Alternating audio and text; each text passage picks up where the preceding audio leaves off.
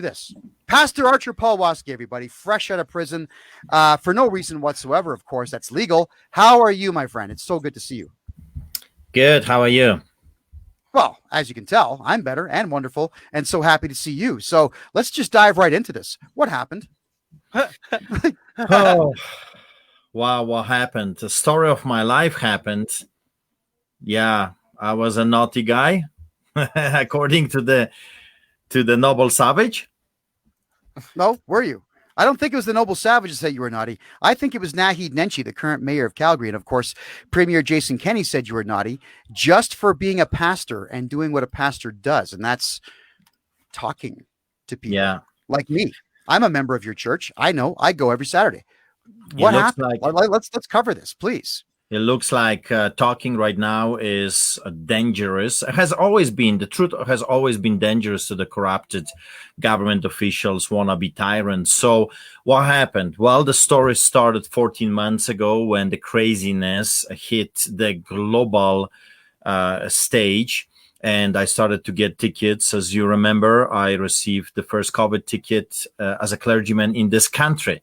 I was the first one to be penalized. And the harassment and intimidation continues. 29 tickets so far, and over 100 police officers, as you remember, during Christmas time, 52 police cars, 20 cops on bicycles, 11 COVID tickets that I got for daring to do Christmas, where the government said Christmas is illegal. And then we've got them coming to our facility, the church, blocking the parking lot, intimidating our parishioners, as you were present, taking pictures of our children and women. I mean, insanity at the highest levels. Oh, and not only were they doing that, not only were they taking picture of women and children, they were doing so with telescopic lenses, just like that guy Larry Wong was doing for Post Media in Edmonton at Pastor James Coates' church, where he was actually standing back with a telescopic lens that was equally as long from his hip to the middle of his leg, making sure that he caught people's children on camera. Yeah, no, they've been doing it to you too, and it's disgusting in every way. It is, because those are identical tactics to the, Gestapo, fascists, and communist KGB. If they couldn't get to the men, they would always use the pictures of the family. And the message was very clear. Listen, you better bow or else we will go after your children. We'll go after your wives. The tactics are identical to the tactics that were used to subdue the people during Adolf Hitler regime and Stalin regime. So it's a repetition of history, and looks like lots of people still are not getting really what's going on. So it's intensifying. And what happened? Right. What happened a week ago, less than a week ago, just a few days, Saturday, I did what every pastor is supposed to be doing, and it should be protected by the law to do. I opened the church and did not lock the door, and anyone who wanted to come, free will, was able to come, and people did come. But so also the SWAT team. The SWAT team shows up, drops something on the ground. I didn't even know what they dropped, and they left. And I said, oh, okay, so they're not going to barged in like the SS this time. They don't want to come. And even though I opened the doors for them for 2 weeks now, or 3 weeks, and you want to come. The doors are open. You're welcome to inspect the facility. Is that not what you wanted from the very beginning? But they left. They left even without talking to me, without telling me anything. And what happened? I conducted the church service. I preached. We worshiped God, and people left. And I thought, hopefully, they will just leave us alone. But no, they were waiting for us to be separated from the congregants. And on the way home, I was stopped. Me, Dave Hughes, and David, my brother, we were stopped in the middle of the highway. So I saw lots of cars, and I'm thinking, oh boy, they were just waiting for us to come on the way home. I mean, this is crazy, because why is this so crazy? Because we are supposed to be protected under the section 176 of Criminal Code of Canada, where it states you cannot arrest an officiating clergyman while he is on the way to conduct or is coming back from conducting officiating a sermon, his rights in the capacity of a clergyman. And they, of course, interrupted and harassed our church service. The additional law that was broken. But it looks like they don't care about the law these days. They think they're above the law. They can do whatever they want. Jason Kenney comes out. I'm in jail with my brother for nothing wrong that I've done, just because I am a pastor, frontline, essential services.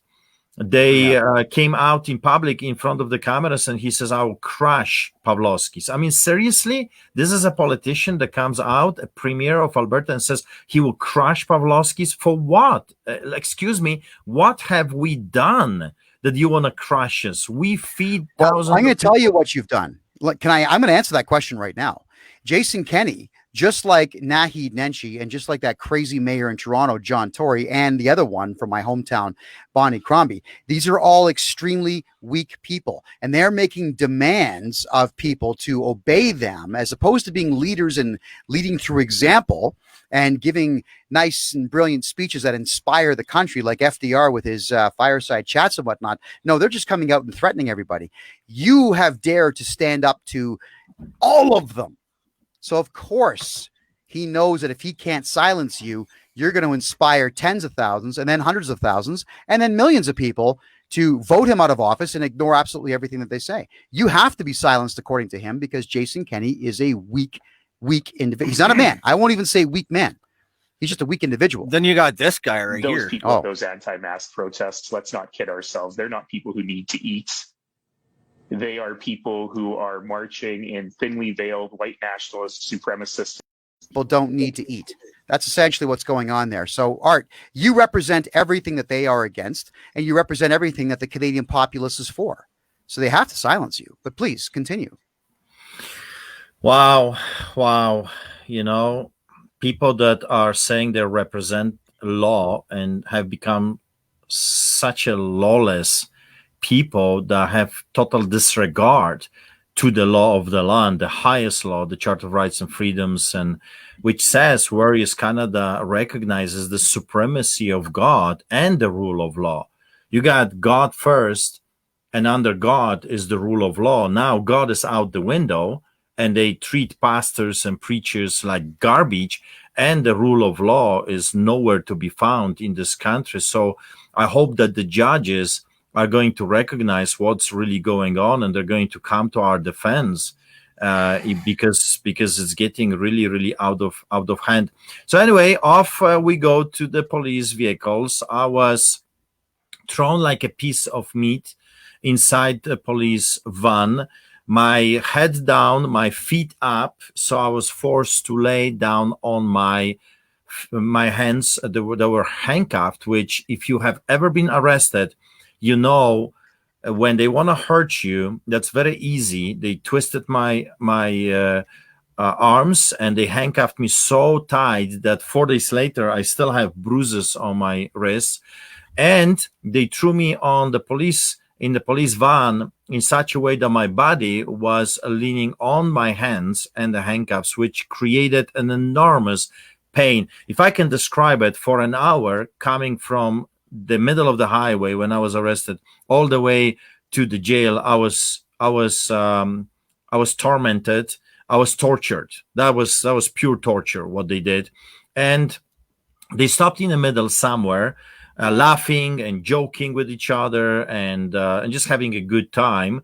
And then finally they opened the door, and again I am head down, feet up, on the floor. Okay, this van was not big enough, so it couldn't hold my entire body. I was down on the floor, and the feet were up because I could not fit over there. That's the shorter version of the police van that they take people into the police station. Is not designed for anyone to lay down. It's one or two people can sit, but you cannot lay down. So that's how I traveled, free of charge, like to the Spy Hill police detention place, where more horrors came.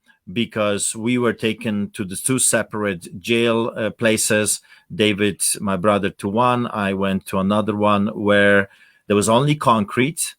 You sit on the concrete and there is a light so bright that even if you close your eyes or you put your hands like this, you still see this bright. You can't sleep. It's impossible to sleep during those types of circumstances.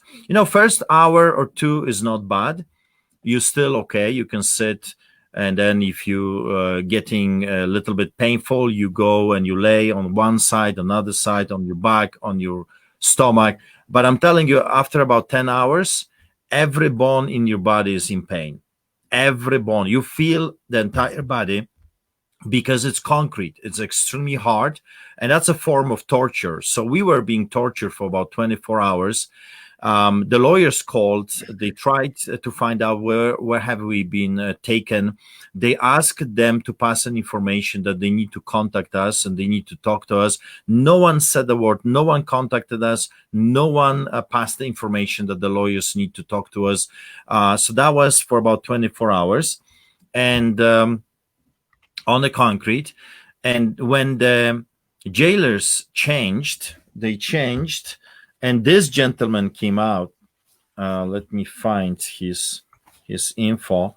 An amazing man, actually amazing two people.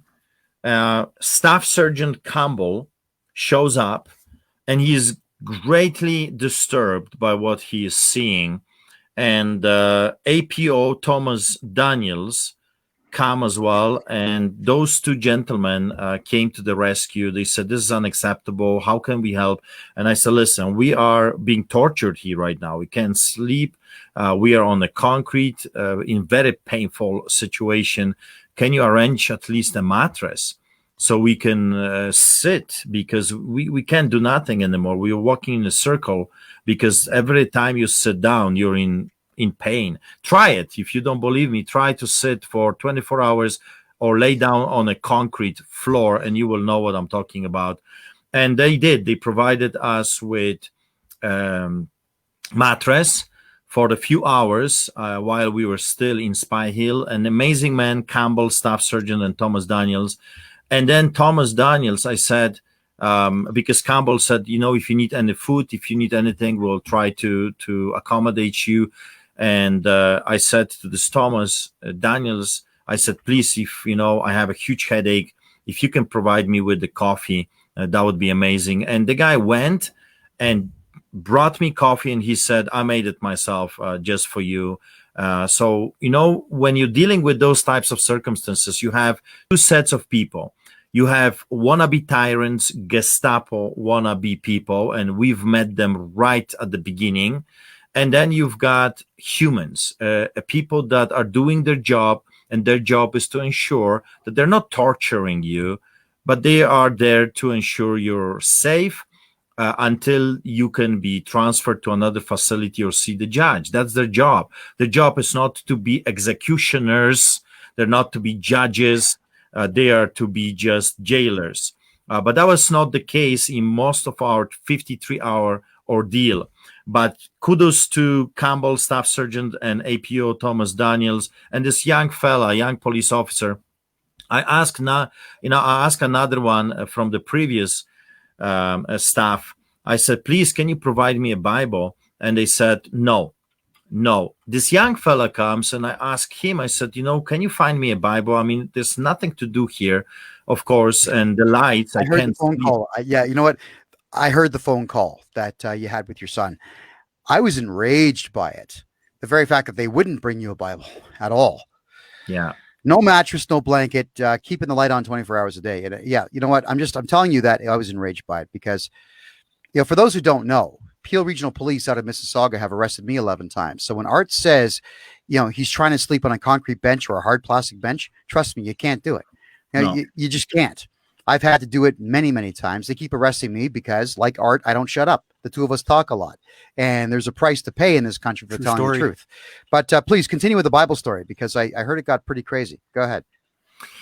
Yeah, so finally, those three gentlemen treated us like human beings. I was even taken out of my jail, and the Campbell staff surgeon says, you want to go for a walk and just stretch your hands, kind of change your environment. And I said, well, thank you so much. Okay, let's do it. They took me to another part of jail where I could do a few circles, and there were windows over there and trees. So that was a nice break. Of course, I didn't really wanted to go out and see trees. However, when you're locked in a little cell, you are taking every opportunity to do something else because it passes the time.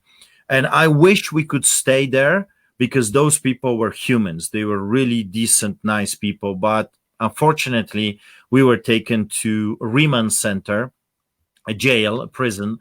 And right away when we were transferred, wow, what a sad Gestapo wannabe people greeted us. Immediately was like, whoa, evil. We were promised that we will get a toothbrush, that we would get a blanket, a mattress, and we would be treated like humans, taken to the cell where we could go to sleep. That didn't happen. The moment we met the second Gestapo gang, because that's how they were acting, clash right away. We were denied a phone call to our lawyers twice. We asked to contact our lawyers to let them know that we have been transferred. They said absolutely not. They were battling us with wearing masks, and I gave them documents. I told them I'm exempt. I'm not wearing that stuff. So they decided to treat us even worse. But you know what is the shocking part of the story? The most shocking part of the story is that I have been arrested with my brother David because the government says I'm endangering people's lives because we are in the middle of deadly pandemic. But then we're taken to Remand, and we are being thrown, they call it tank, like a fresh fish tank, We were thrown into that tank, they called it, and with the most filthiest thing you can see. Dirt everyone. It actually looked like someone just urinated all over the place. I mean, left, right, all over the place. It was filthy. It was dirty. I don't know how many people were detained in that square block of a place, but I'm telling you, if those people had a disease, hundreds of others coming would end up, healthy people would end up with sickness Yes. all over this place. So it's not people. What I'm telling you, this is not about health. They don't care about your health. This is not about keeping people safe, because it proves I was taken to a gong show with David when the jailers were wearing those blue things, and they had their masks and the goggles and the gloves. However, they were throwing inmates, people like me, David, and others that we saw, about 20, 30 others that came through our time when we were observing, into this tank where cross-contamination was happening, filthy, dirty. No one cleaned that stuff at all. And if if I was a healthy man, if you're a healthy man being thrown over there, for sure you're going to come back with some kind of a disease. It's insanity. No soap, Art, no disinfecting, tools whatsoever. Nuts. I can confirm everything that you're saying because it's exactly the same in Ontario. The center that they threw me in for 6 weeks, called Maplehurst in Milton, there was only 2 shower stalls in the section, which is called a range. It's kind of like a chicken range, right? 2 showers. You got to shower in front of everybody else, but there's only 6 hours a day that the shower is available because you're only allowed out of your cell for 6 hours a day. There are mushrooms in the shower stalls. There's black mold all over the place, and wherever there was moisture that like pipes would connect with the walls, there was moisture there too. There was black mold everywhere. In my second week of being in this ridiculous place, I got a sinus infection from being in the building so bad that I was actually bleeding for 3 days straight out of my nose. And you can't. There's rules in jail. you can't bleed in jail. It's that simple. You do, you're going to get your butt kicked. They will assault you. So you got to hide the fact that your nose is bleeding, which is not easy to do when you're out of your cell in an area with 31 other guys. So you're right. Healthy people go into prisons and they come out sick, either because they've been beat up like you were beat up with the concrete floor and the concrete bed with no blanket, or because they are filthy, disgusting places. And the only place that I've ever been to that was really clean was in Dawson Creek. The RCMP, when they illegally assaulted me and arrested me for being assaulted, was the cleanest jail cell I've ever been in. And when I asked for a mattress and a blanket, I got it. And they gave me Hungry Man 1 pound dinners with lots of coffee. So it's weird how there's such a difference between some places in the system. Depends who you're dealing with. You're dealing with the fascists, you get the fascist reward. When you're dealing with a human being, like I had privilege with my brother, this Staff Sergeant Campbell, and the other two police officers were really, really nice. And they were actually concerned because they saw the abuse. They saw that we have been political prisoners, that this has nothing to do with health or actual laws. This is a political maneuver by the people that are terrified that in our church we are raising politicians right now, and the numbers are growing. Thousands of people are showing up at the rallies, and the movement is really getting stronger and stronger. So they decided to destroy it. I have to add, I gotta be fair, at Spy Hill, at the detention place where they were processing us, the cells and the entire building was spotless clean. Kevin, you could eat from the floor. Literally, if I would drop a burger or a sandwich, I'll have no problem to pick it up, because I watched them clean every single time.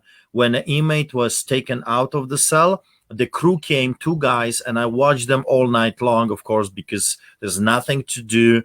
The window is there for the jailers to watch you constantly. They're doing their turns and they're coming and watching. So I watched the cleaning crew coming in and out when the inmate was being transferred or released. And I'm telling you, they did an amazing job, and they cleaned the floor. They even cleaned the doors and the entire walls. I watched them do it.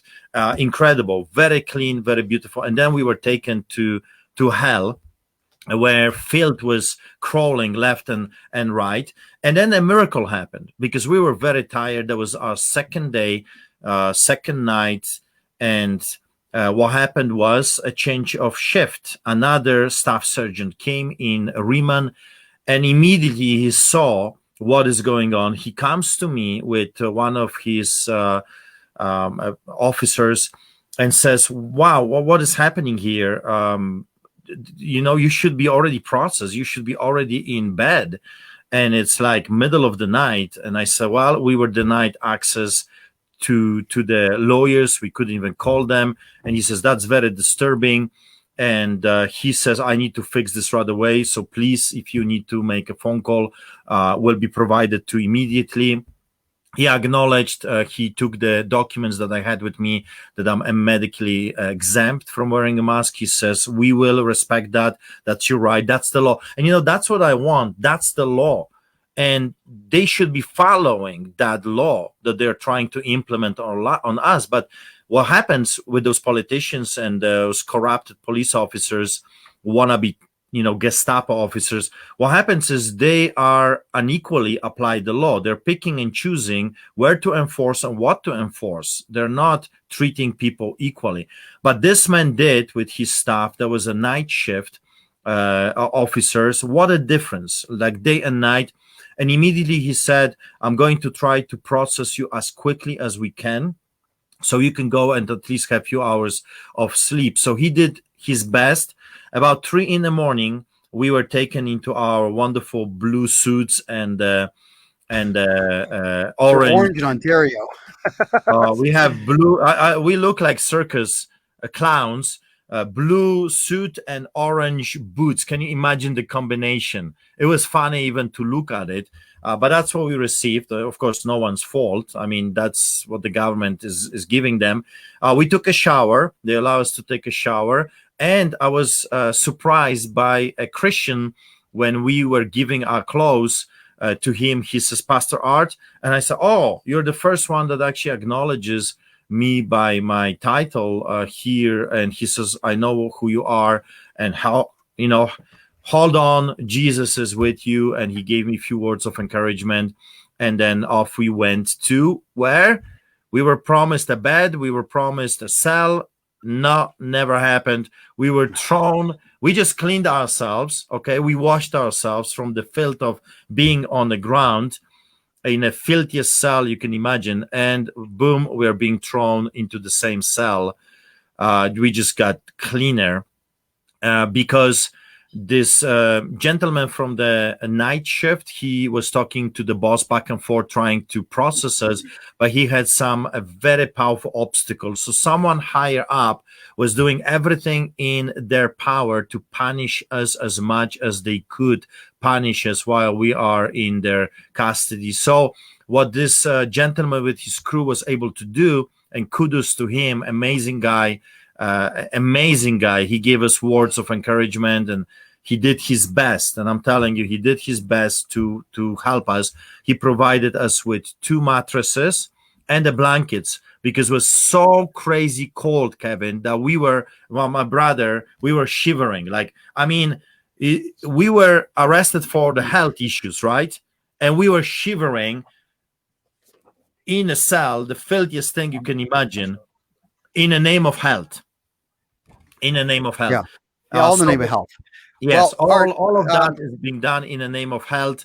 And then 3 o'clock in the morning, finally they provided us with those mattresses, the blankets, and you know what they did?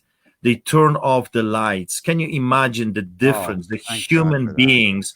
Second night, finally, we had about an hour of sleep, from the very beginning. And they turned off the lights and they even quiet down the whole place. And we were able to relatively sleep well for about an hour. And 6 in the morning, I was awakened after 5. And then at 6 o'clock, we were taken to the courts. And we were allowed to change into our regular clothes because it was a QB, Queen's Bench court, and you're allowed to have your own clothes. And we were taken there by the sheriffs. And again, we had to wait about 3-4 hours until we were able to see the judge. We had a conversation with our lawyers, strategize what should happen, what should be our response. Are we staying in jail or are we going to be released? And then finally around 12 o'clock, 11:30 or so, we were able to see the judge. The judge gave the order to release us and said to us that we have to obey the previous order, the injunction. But Art, that you said that was 11 o'clock in the morning that they said they were going to release you, and that was yesterday. Is that what happened? Yeah, 11:30. Okay. Now you see, I have to tell you what we learned. All right. See, you were inside the jail. We were outside the jail. We actually drove over to come and see you because we heard that you were being released, and we figured, okay, it's going to take a couple hours to process. We actually got there about 4 o'clock in the afternoon. But that's when we found out Rebel News had spoken to your lawyer and they weren't going to release you. That's what we found out. The guards were not going to release you. Then we found out it was the supervisor didn't want to release you and your brother because they had misspelled your brother's name. And of course, it was just another tactic to keep you in there longer. You see, so I didn't know that. Yeah. But let me add who is the supervisor. The supervisor of that shift, if we're talking about the same supervisor, because maybe it was a supervisor of the supervisor, but the person in charge of the Gestapo there, those people that really, really didn't like us and they showed it, was a woman, a blonde woman, that was giving charge to everyone, and they were mocking us and they were laughing. You know, Kevin, this is the saddest part of the story. You have some Christians working them, they're amazing people, and then you got the Gestapo fascists, and they were raising their hands and they were like, praise the Lord, you know, mocking us and laughing at us while we were watching them. And they were just joking about us and praise the Lord, you know, like in the most mockery type of a way. If they would do that to the Muslim or Imam, they would blow up that place into pieces. But Not only that, they'd lose their job. The city would pay out millions of dollars to that particular individual, plus the entire mosque and so on. That's just how it is. It would be. I want the evidence. I'm going to ask for the evidence of the recording when he was raising the hands and mocking us while we were in jail. So I don't want to leave this the way it is. We have to go after those people. They cannot break law like this. They cannot get away with this. This is sickening. If we will allow them to continue the way they're doing the things right now, man, they're going to start murdering Christians in jail. They will be. Speaking, okay, hold on. Chris Sky, guys, where is it? Here's the question. Has Chris Sky been on yet? No, Chris Sky's coming. Chill, everybody. But listen, everybody, we had Pastor Art talk about the fact that he couldn't get a cup of coffee for it was like 36 hours. They didn't get you one? Well, in Spy Hill, like I said, the guy, Thomas Daniels with Campbell Staff Surgeon, they provided me after, I don't know, in jail there are no watches. I would assume it was about 30 hours or so, 26 maybe. I don't know. I can't really tell. I know that after my coffee, I barely finished my coffee, and I was hoping to stay there, but we were transferred to hell. And over there, it was Gestapo treatment. And then those other people came and they provided us with the blanket and the mattress. And then off we went to court. When we came back from court, we were taken by a different set of sheriffs. And they knew who we were. And listen what they did. It was two of us. So, of course, they put chains on our feet. We were handcuffed, chained, and then we couldn't walk. It's like the little steps, baby steps. And with us driving, there was a woman, and those sheriffs, they put the most filthy music you can imagine. I've never heard more profanity than during that drive to Riemann from that court yesterday. F this and F that, and I mean, like, I can't even tell you the filth they were playing. And my brother David got upset and he says, don't you have any decency? There's a woman here and there is a pastor here. And the guy shouted back, F this, F that. He says, that's the only station we have here in this car. And then boom, the same music. The only station. You know what? Actually, I'm shocked that they would have a CD player or a cassette player in there. They're not supposed to have that stuff. It's not supposed to be a fun time for these guys. They're supposed to focus on transporting you between courthouse and prison, or from prison to jail, or whatever it might be. My God. Tell me, Kevin, about this misspelling, because we were waiting over there and we knew that we were supposed to be released way earlier than they kicked us out. Yeah. So what is this spelling thing?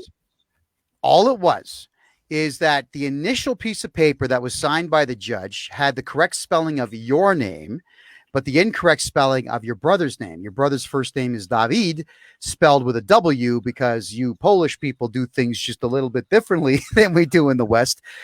So with the pronunciation that the judge heard, he spelled it David with a V and not David with a W.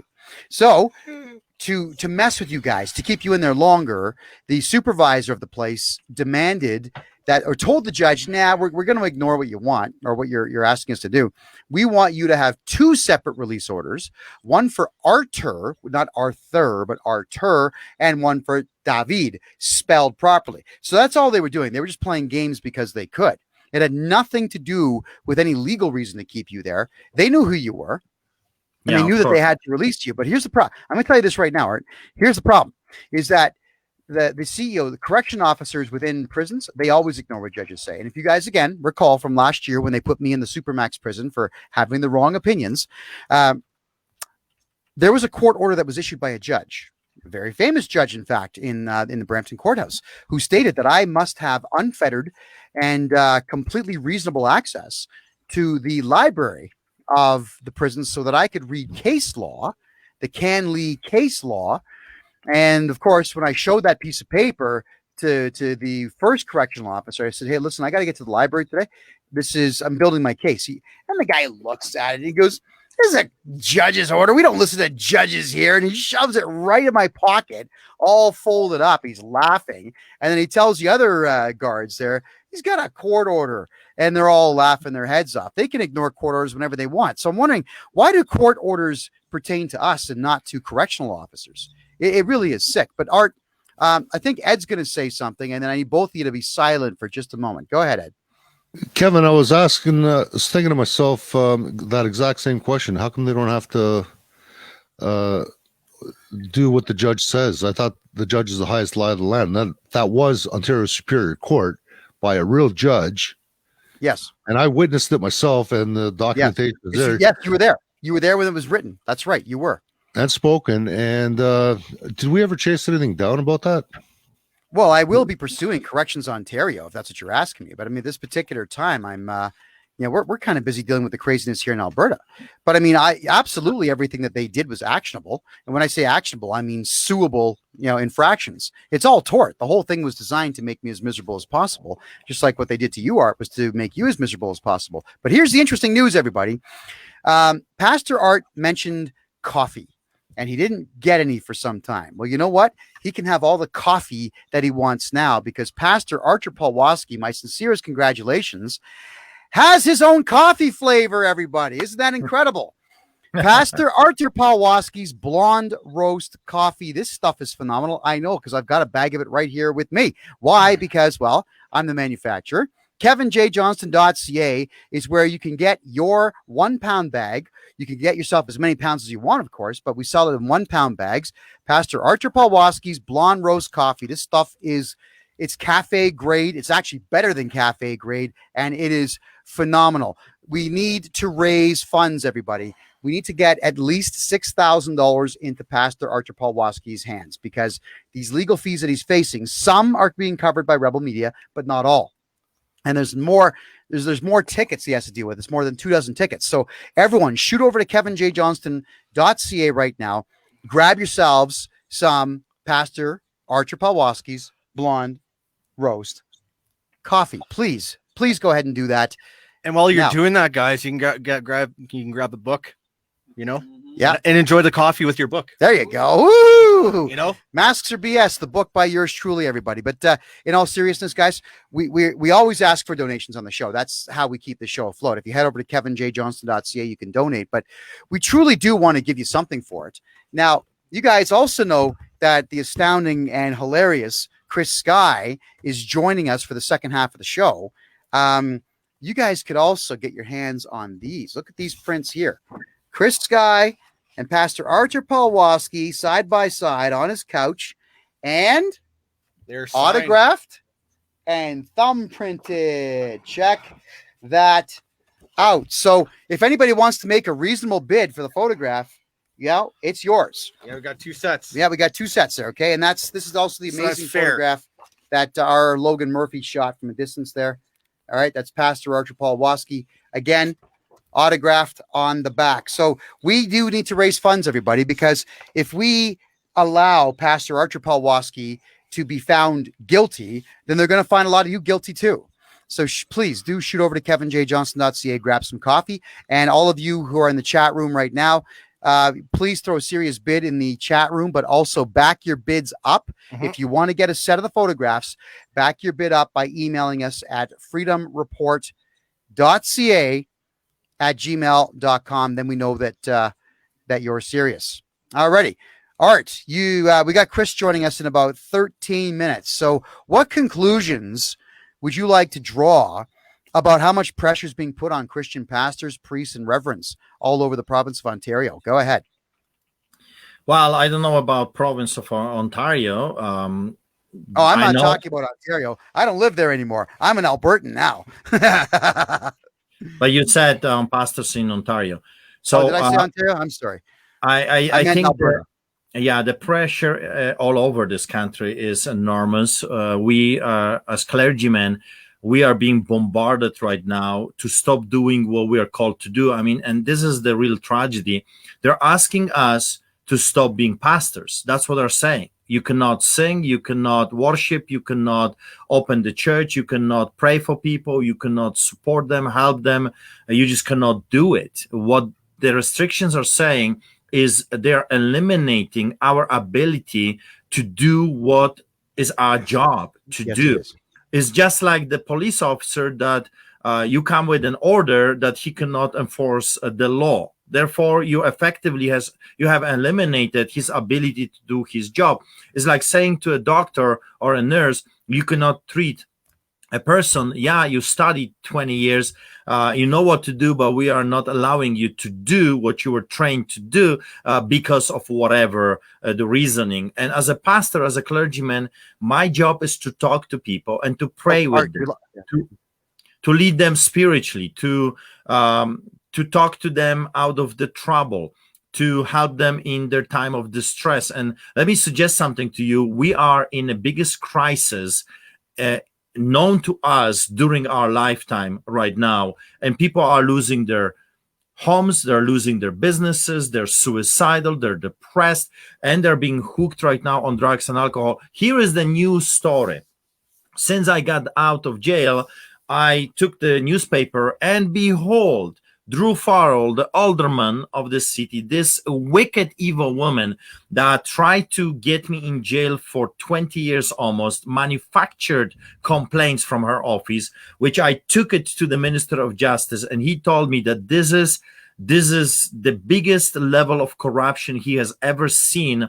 Of course, that was the previous Minister of Justice. Right now, we have what we have. He says this is the highest level of corruption that he has seen. And that same woman, Drew Farrell, she is just trying to push a law.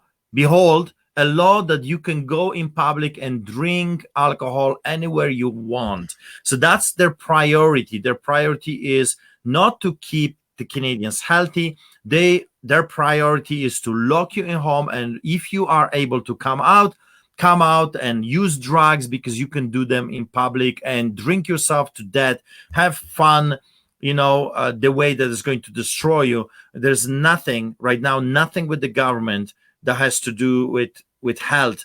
There's lots of things that is doing with unhealthy lifestyle and bad lifestyle. So there you go. That's her there. That's Drew Farrell. She is a far left maniac. She is part of the problem. This particular city councilor is a typical white woman, where she's saying that white men who are straight are evil. Christianity's evil. I mean, she's a horrid individual. That's she right. is absolutely. If you're in Calgary, everybody, and you're out of work or out of business, this is one of the people here you've got to blame. You should be attacking her big time in the courts. You should be going after her assets, going after whatever you can get. Utilize the courts to take what you can from her, because she's taken everything from a lot of you. Drew Farrell needs to disappear. Just go away. We don't want you in Alberta anymore. Just get the hell out of here. Honestly, go. Sorry, Art, please continue. Yeah, lots of corruption in the highest levels of the government. And what I've heard from Jason Kenney really saddened me. I'm feeding the poor. I'm not taking money from the government. I'm saving millions of dollars of taxpayers' money. I'm doing this as a volunteer. I have a group of volunteers. We're feeding the homeless people that no one else wants to take care of, the mentally ill. And instead of being rewarded for my work, instead of being thanked, for the work from the provincial government, what do I get? I get a premier that says, I'll crush Pawlowski's. He's going to crush me for doing good, not for raising terrorists, not for blowing things apart. No, in Edmonton, Omar Khadr, the Islamist real terrorist, he was rewarded with $10.5 million, and he bought a strip mall. He's being rewarded for his crimes against humanity. But me saving lives, I'm being punished to the fullest of the law by politicians so corrupted at the highest levels of government that instead of rewarding the good, they're saying, I'm going to crush Pawlowski's. Why? Sure. Because they dare to do good in his province. Sorry, Art, I've got to clarify something. Karen, you guys know that I don't hide from the real stuff. Kevin, do not say typical white woman. Wow, take that back. Okay, Karen, let me correct myself. Typical extremist, far left white woman who wants to virtue signal on behalf of other people who did not ask her to do so. Typical far left extremist politician who has decided that virtue signaling and destruction of the economy is far more important than actually doing this particular individual's job. So I want to correct that for you. When we say these things, everybody, you have to assume that I'm talking about the extreme left, like the domestic terror group Antifa, the domestic terrorist Taylor McNally, who likes to reside and walk all over Calgary, giving old women a difficult time. I mean, what a complete maniac. The Black Lives Matter groups out here that commit violent acts all the time. And of course, that there are a lot of white politicians who will not only support groups like this, but they will endorse them because they figure that's the right way to get votes. Yeah, get her out of there. Taylor McNally is. I just booted her. Yeah, good. I booted her from my page too. She's a domestic terrorist, and she for some reason gets listened to by Drew Farrell and all the other crazies that work for Calgary City Council. So I really hope that clears that up. Go ahead. Well, I want to finish with this. We are in a big trouble, a big fight. Those people hate Judeo-Christian values. They hate history. They hate religious freedom. They hate everything that this country was built upon, and that's what made Canada great. I mean, in our anthem, there is a prayer, God, keep our land glorious and free. Glorious, that means prosperous, that means good, where people can come and have something in their lives. And free, I mean, without freedom, what do you have? If you don't have your rights, if you don't have your freedom to worship your God, you have nothing else. So it's insanity at the highest level. And I don't know when this is going to stop. However, we have to keep pushing, keep exposing what is happening, and hopefully one day sanity will return to our beloved Canada, and the law and order will come, and we will once again be able to say, whereas Canada is founded on the supremacy of God and the rule of law. Yeah. Well, we can only hope and pray that takes place. I mean, the rule of law is something that's being ignored by everybody who works in the legal department, every legal department for that matter, in this country of Canada. So yeah, we need to get that back. But again, Kevin, I just want to add, there's some good people everywhere, and I witnessed that. There's some good police officers, there's lots of bad, and there are some good judges, and there's some bad judges. So my prayer is, God, use the good judges, the judges that actually love the law, rule, and order, to bring sanity back to our country. So I don't want to give up on faith. You know, when I was arrested and treated like a piece of meat, lesser than a dog, because I treat animals a lot more better than we were treated at some times during this 53-hour ordeal. And I wanted in my heart to give up on the justice system. And then those people like Campbell Staff Sergeant Thomas Daniels, and this other night shift staff sergeant with his team came, and I said to my brother, look, not all of them are bad. We have to have hope that there's some still decent, good people that love people and are doing this not to get anyone. They're just doing their job. So I believe that there are good sheriffs, there are good judges, there are good crown prosecutors. Even if they're taking the case to prosecute you, they are looking at it from a perspective of justice, not of vengeance. Because what I'm facing right now is the vengeance of the government. That's what it is, vengeance, because how dare I embarrass them on a global scale? So they want to just hurt me. That's this whole thing is just has one purpose, to hurt my family. The arrest of David alongside me, it was crazy. It just proves the point. David was not an organizer of that church gathering. I was. So if you want to get David actually was just the doorman. That's all he was. David's the greeter. David's the one that shakes everyone's hand when he sees them. You're busy running the show, and David is doing what, you know, any respectable individual would do as your wingman. You're right. He had nothing to do with that. And then, but both of you were forced to get on your knees in the middle of a 6-lane highway in the rain. Yeah. And the whole world saw that.